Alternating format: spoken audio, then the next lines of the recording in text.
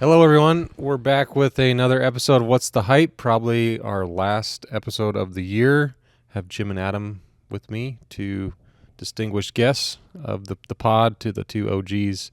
We're going to talk about a lot of things, but most importantly, happy off-season, happy Thanksgiving. Put a bow on the 2025 golf season last Sunday. We're recording this on Thursday, November 20th. Yep. 1 week out from Thanksgiving, so we're getting ready for Turkey Day. We're going to get into a couple different things when it gets into Adam's kind of winter operation in the shop, simulators, hours, holiday sale, all that fun stuff.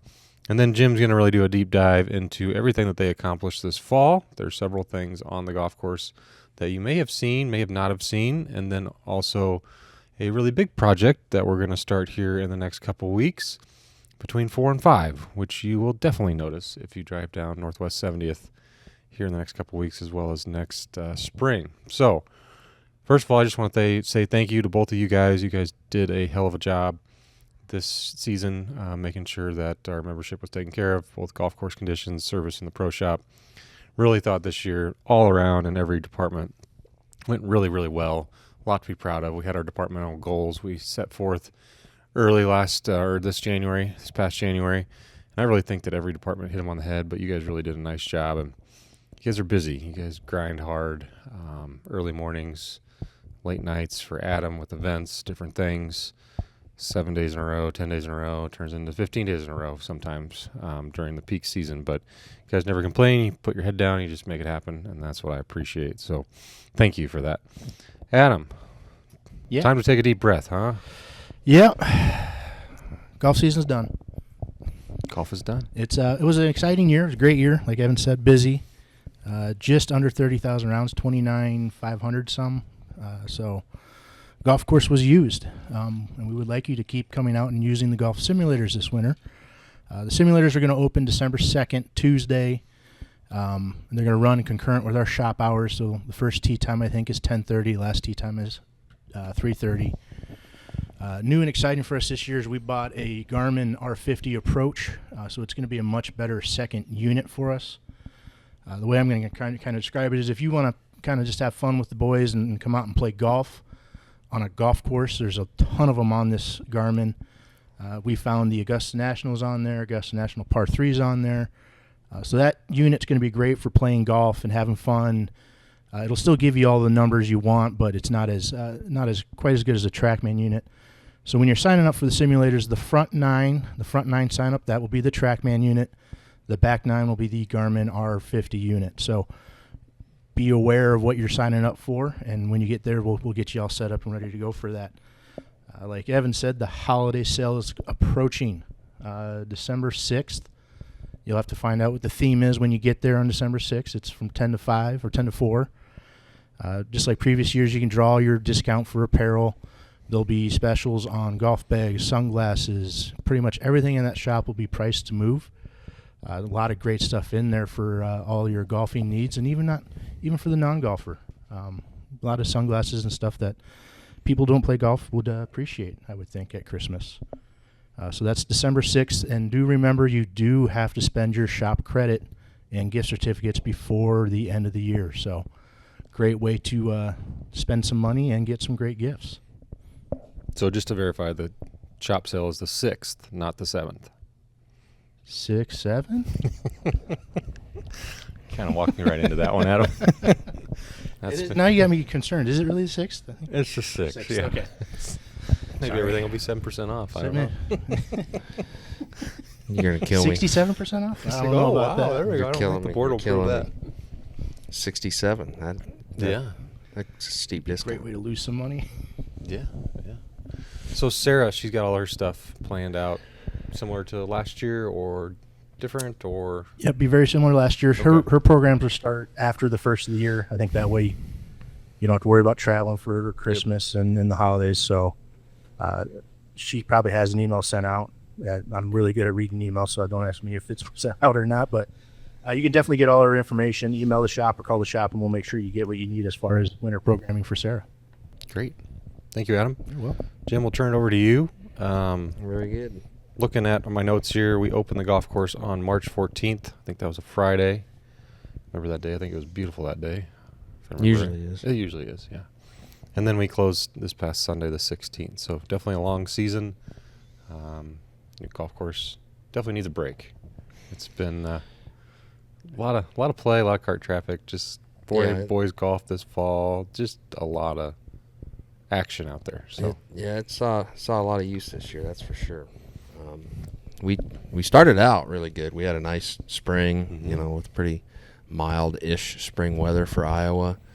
Kind of timely rains, but not too terribly wet as you'd anticipate in the spring. So we were on a good track. And then, if you recall, after about Father's Day, after we got through the Invitational, it just started raining, and it never really stopped raining until the state fair. Then when it stopped, it just stopped completely. We got hot. We went from being just drenched and soaked to just completely scorched and dry. Feast or famine this year with regard to rain. Caused us a lot of issues with disease pressure and a lot of drainage issues this year. The guys were constantly digging things up. they did dig a lot of holes. Yeah, they did. They worked really hard. I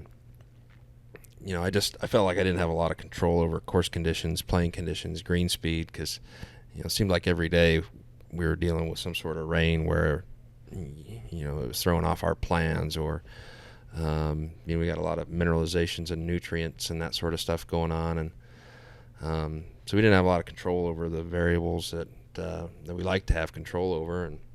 And we finally got the ship righted, in August when those rains stopped. I felt like we really enjoyed some really nice playing conditions in August and September into October this year. It was a lot of fun having that state golf tournament. It was really cool to see all those families, people from all over the state, A lot of people. enjoying the course. So that was really rewarding. We got a lot of compliments too after the fact from not just the Johnston team, but teams all across the state, people that I had no idea who they were, sending me thank yous, and thank you to Adam and Jim and his team. And I don't know what previous state tournaments looked like prior to the one at Hyperion this year, but it really sounds like we gave them a blueprint. If you want to have a successful event, you do what Hyperion did in 2025. Yeah, there's a lot of members had a big hand in that. Yep. With a lot of the ideas of making sure that from transportation, parking, and all that sort of stuff was just a first-class experience. So that was appreciated as well, for sure. It was a busy season. A lot of events this year. Had a lot of fun. Some new events next year. And then we got there's Ladies State Amateur here next year. Ladies State Am next year, So that'll be fun. middle of July. Present them with the Hyperion Challenge. So, it was fun. Evan Udy alluded to, the projects that we had Mhm. going on this fall. On my notes was the tee leveling, and I've got some feedback on the leveling. Please explain the leveling Yeah, and the so- grade. 1%, 2%. Right? Yeah. No. It's definitely not 6 or 7%. Like Oh, Jim, 6, 7. knuckleheads would be trying to allude to. No. So I call it tee leveling, but what we're really doing is flattening the tee box. T flattening. Okay. We're flattening the tee box, I guess, if I want to be correct, because they're not perfectly level. If your eyes are telling you they're not level, well, you're right. We grade them to a 1 to 2% grade, and that's so that water drains off of them. Now, typically when you're building a golf course tee, you build it 1 to 2% from front to back to give you a little bit of a launch angle, or a little bit of a help with your launch angle, as well as from right to left, because 95+% of people are right-handed, so it favors a draw lie for the bulk of players. Obviously, there's going to be exceptions to that rule. It just depends on the architecture and the lay of the land, etc. But that's how we design them. So if your eyes are telling you it's not level, well, you're kind of right. But I think in the instance of the feedback I've got is number 11. Oh, it's not level. It's not level. Well, actually, number 16 is built with a 2% grade from back to front and 2% from right to left. And 11 is 1%. So it's actually more level than 16 is. But it has a lot to do with the surrounding areas. It's a bit of a optical illusion, in my opinion. But they're definitely much flatter. Wider. So you're saying there's Wider. an optical illusion here Longer. at Hyperion? Yeah, there's one of many, yes. I've never noticed that on 10 or 15. Right, there you go. But yeah, so that'll be definitely noticed in the spring. We'll get those opened up for play. 11, it was so crowned, especially towards the front where the bulk of our play is. It doesn't matter where I put the tee boxes; everybody was standing in the same spot because it was the only flat area where you didn't have a downhill or an uphill lie. So it's double wide now to where we can set you up left, set you up right. It's going to be fantastic and big improvement. With regard to tee boxes, we also did some little minor shifts, I'd call them.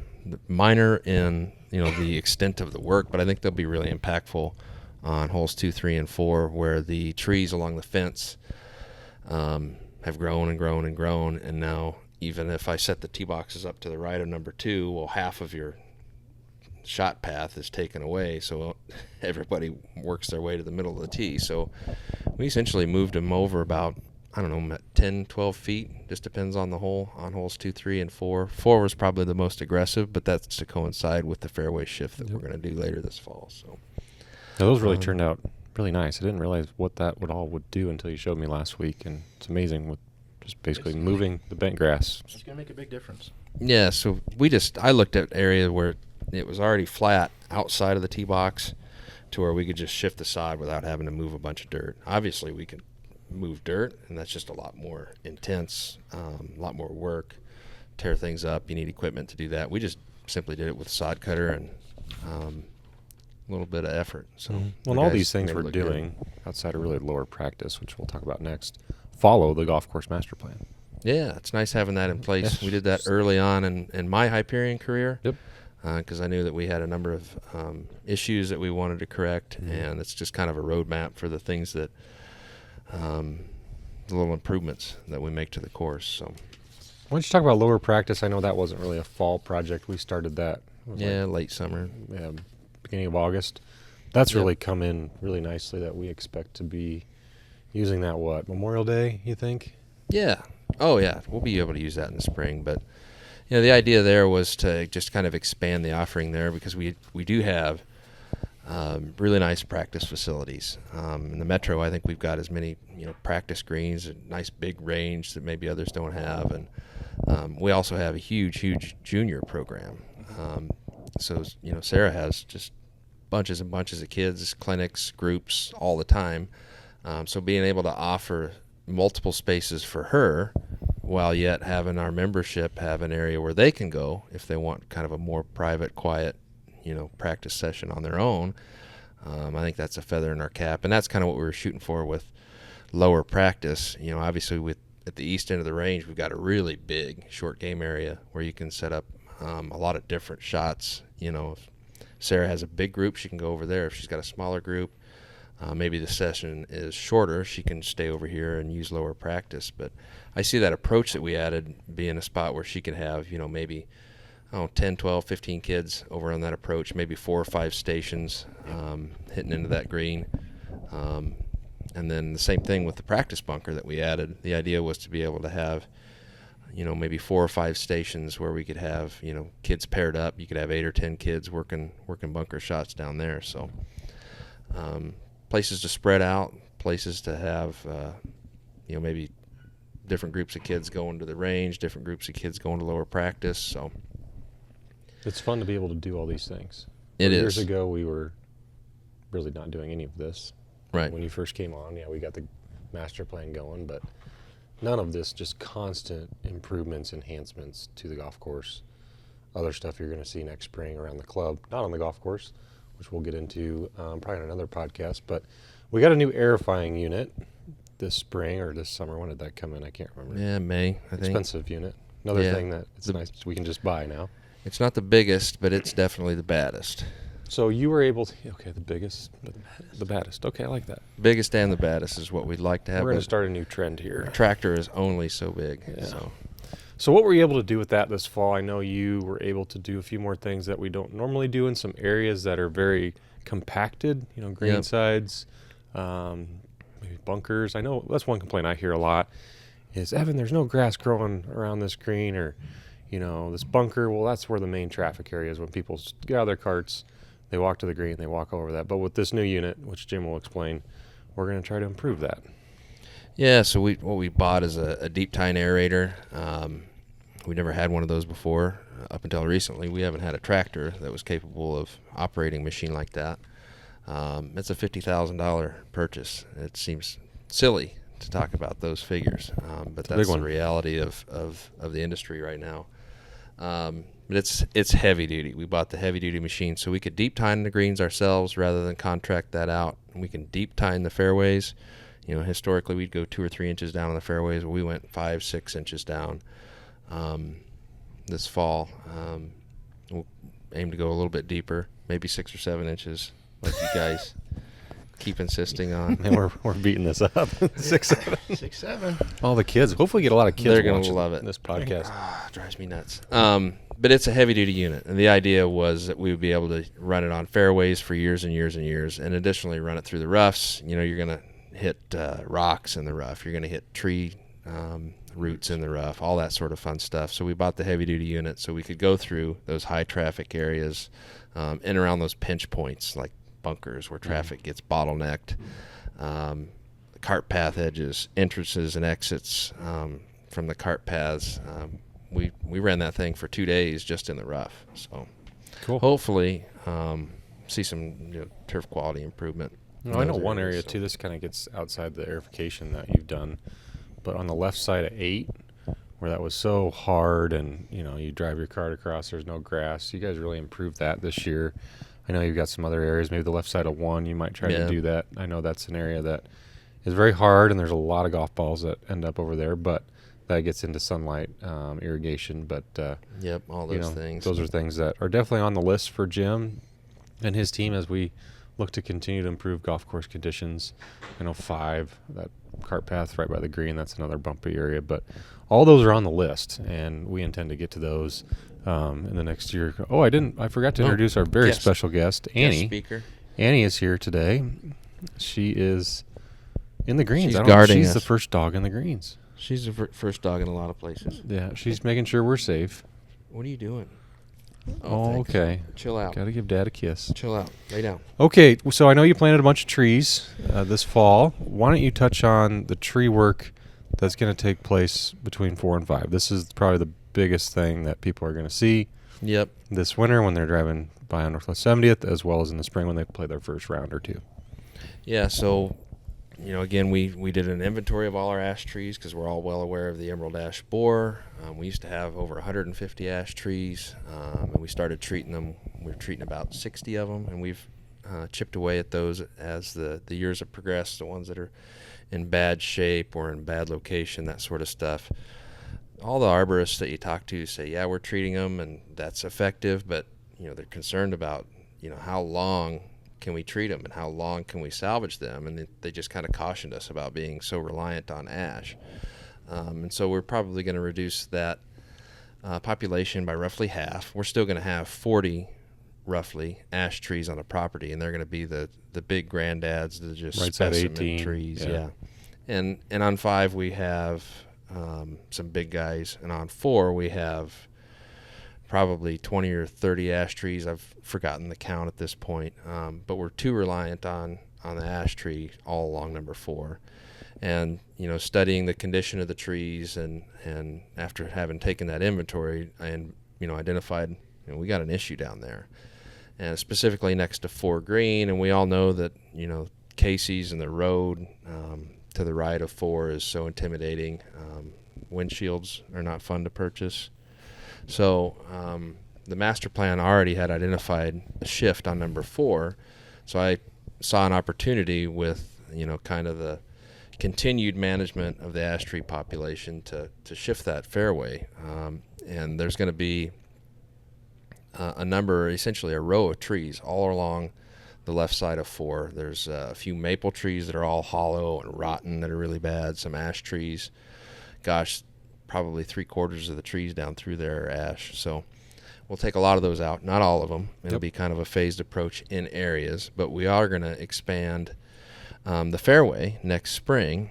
Basically, we're going to give you 8 to 10 yards down the left side, and we're going to take away 8 to 10 yards down the right side. So in my mind, visually, you got to imagine the fairway being shifted by about a third.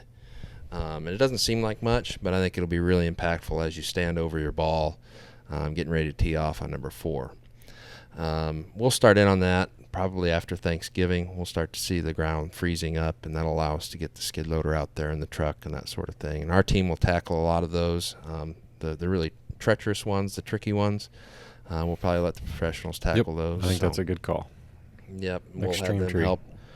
Yeah, we'll have them help along 70th Street. There's a number of them out there that'll go down. We took some of them down about 6-7 years ago. Sorry, I did not intend.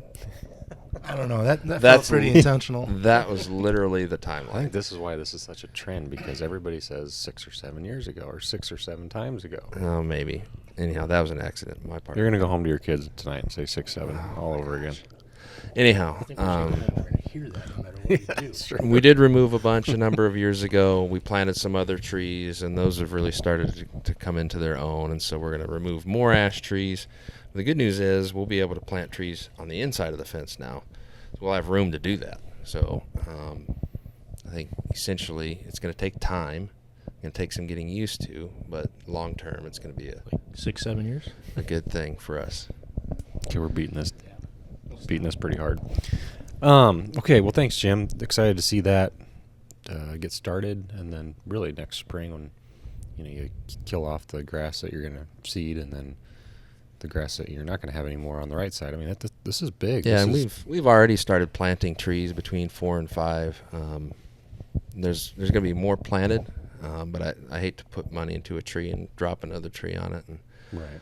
destroy what we've just put in the ground. So some of the stuff that we intend to plant, we got to wait for the other trees to come down first, shift the location a little bit, maybe shift species, diversify the area so we're not so heavy on one type of tree. Is the idea. So long story short, when you see all these trees come down, don't panic, don't freak out. There's a plan. Yeah. There'll be more trees planted, the fairway's shifting. Just trust us on that one.